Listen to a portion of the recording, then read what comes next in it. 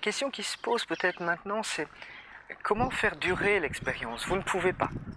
Vous ne pouvez pas, on l'a déjà très certainement dit, Serge je crois en a parlé dans une vidéo, vous ne pouvez pas faire durer l'expérience.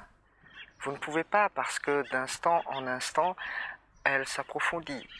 Il y a simplement des attitudes à avoir.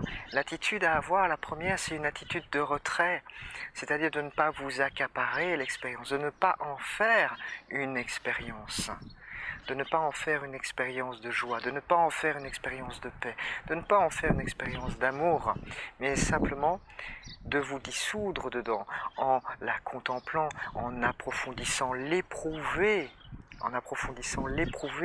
Ensuite, en ne la quittant plus du regard dans le quotidien. Vivez, agissez à partir de votre éprouvé le plus profond. Agissez dans le maintenant, dans l'aujourd'hui, là, dans l'instant. Tout ça ne sont que des mots, mais tout ça pour dire que soyez en relation tout le temps avec votre éprouvé le plus profond et laissez-le vous saisir encore plus, quelles que soient vos tâches de la journée, Arrêtez de penser à hier, arrêtez de penser à demain, tout ça n'a aucune existence, que dans votre cloître mental.